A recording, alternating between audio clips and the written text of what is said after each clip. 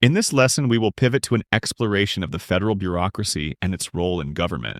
The federal bureaucracy refers to the many departments and agencies that put into action federal laws and policies, like the Department of Education, the Department of State, and the Department of Agriculture, among many others. The bureaucracy is part of the executive branch of government. The president is at the head, and he appoints high-level executives like the Secretary of Education, Federal Trade Commissioner, and Postmaster General to oversee each organization within the bureaucracy. Underneath this are the organizations themselves, which include departments and agencies, and commissions and government corporations. Departments and agencies are the biggest parts of the bureaucracy. Departments focus on a broad area of government responsibility. Inside those departments are agencies such as the FBI within the Department of Justice that carry out more specific tasks and programs. Commissions and corporations are different. Commissions like the Federal Trade Commission are independent, meaning the president doesn't directly tell them what to do, and often regulate parts of the economy like business practices.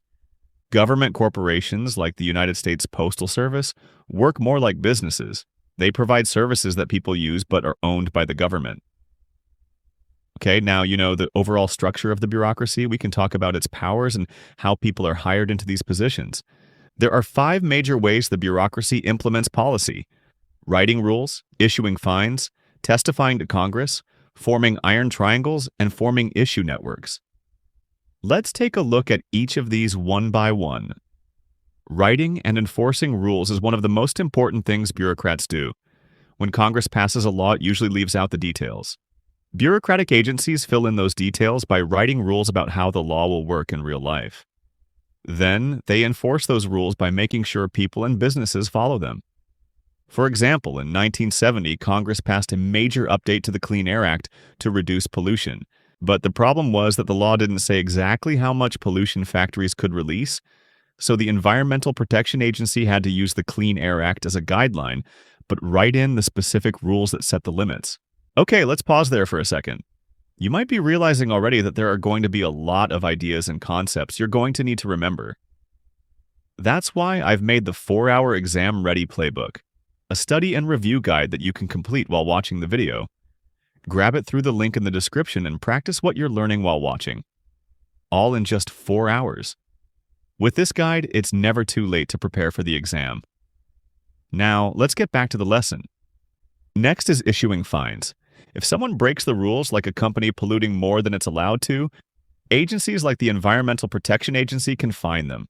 This gives bureaucrats power to hold people and organizations accountable.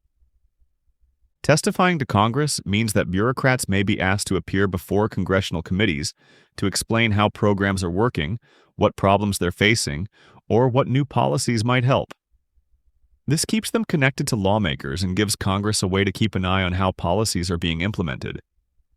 Iron triangles are strong relationships between 3 groups: a congressional committee, a bureaucratic agency, and an interest group.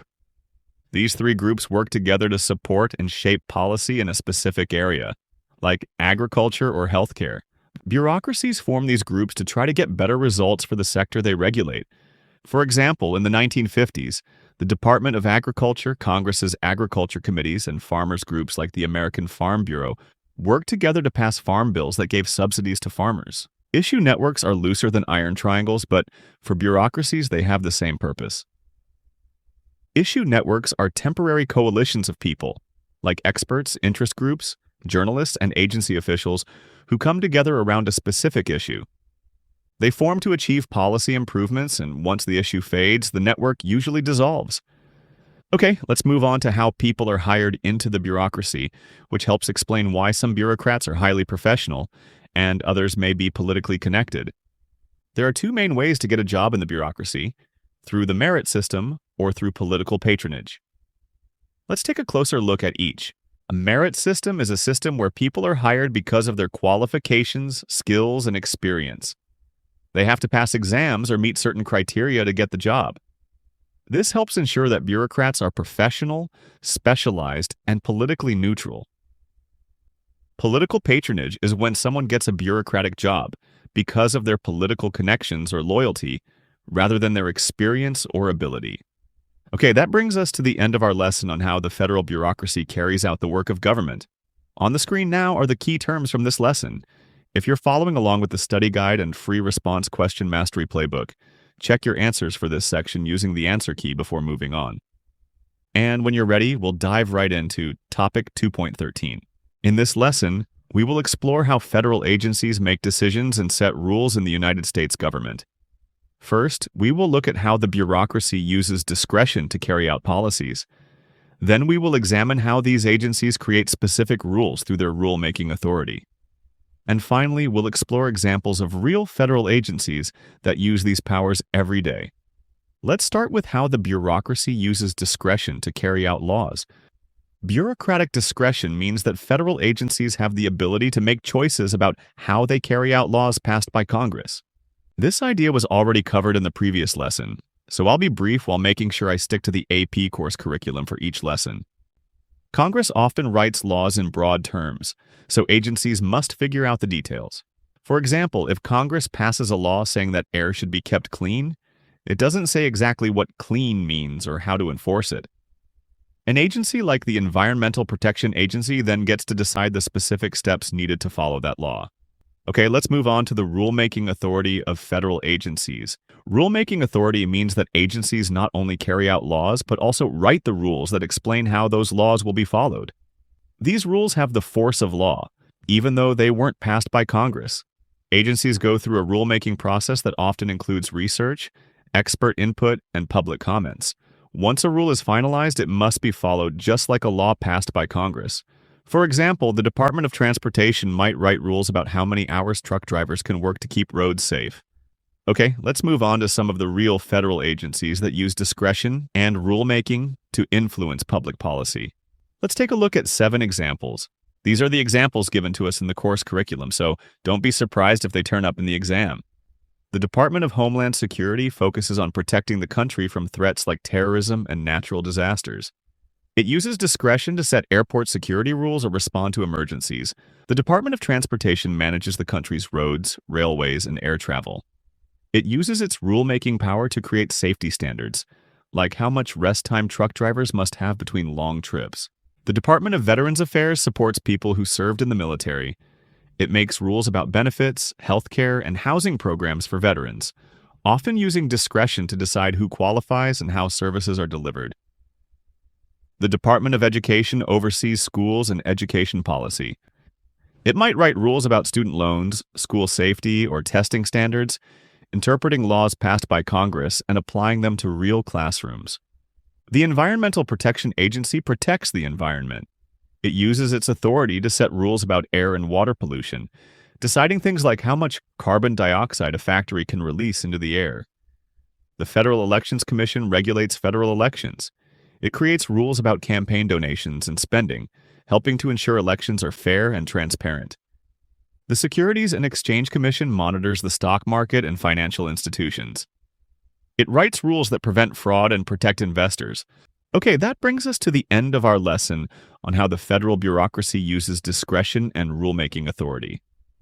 On the screen now are the key terms from this lesson. If you're following along with the study guide and free response question mastery playbook, check your answers for this section using the answer key before moving on. And when you're ready, we'll dive right into Topic 2.14. In this lesson, we will explore how the federal bureaucracy is held accountable by both Congress and the President. First, we will look at how Congress keeps an eye on the bureaucracy to make sure it follows the law. Then we'll examine how the President influences and controls the bureaucracy. Let's start with how Congress keeps the bureaucracy in check, which is known as congressional oversight. This means that Congress watches over federal agencies to make sure they are doing what the law says.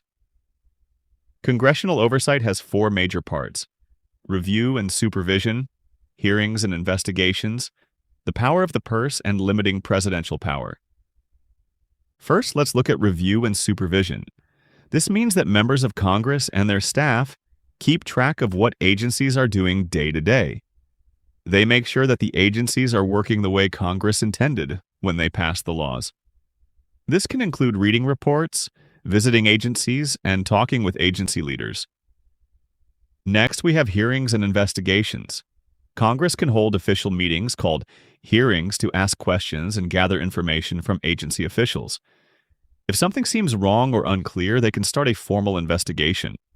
These tools help Congress get the facts and figure out whether changes need to be made. Another tool Congress has is called the power of the purse. This means that Congress controls how much money agencies receive. If Congress is unhappy with how an agency is doing its job, they can cut its funding or refuse to give it more money. That gives Congress a strong way to influence agency behavior. Finally, congressional oversight also serves to limit the power of the president. When executive agencies carry out policies the president supports, Congress can step in and review those actions. If they think the president is going too far, Congress can pass new laws to restrict the president's ability to direct the bureaucracy. Okay, let's move on to how the president influences the bureaucracy. There are two main factors here: the role of the president's ideology and authority, and the president's role in compliance monitoring. First, presidential ideology and authority shape how agencies work. A president's beliefs and priorities affect which issues get attention. For example, if a president believes strongly in environmental protection, agencies like the Environmental Protection Agency may become more active during their time in office. Okay, let's move on to compliance monitoring, which is one more way the president can hold the bureaucracy accountable. The purpose of monitoring is to make sure agencies are doing what they're supposed to do. This includes checking that federal money is being spent the right way and that laws and regulations are being followed. However, compliance monitoring can also create challenges for policy implementation. Sometimes, the effort to check everything slows down how fast agencies can act. It can also create tension between agencies and oversight bodies if there's disagreement over how things are being done. Okay, that brings us to the end of our lesson on how the federal bureaucracy is held accountable. On the screen now are the key terms from this lesson. If you're following along with the study guide and free response question mastery playbook, check your answers for this section using the answer key before moving on.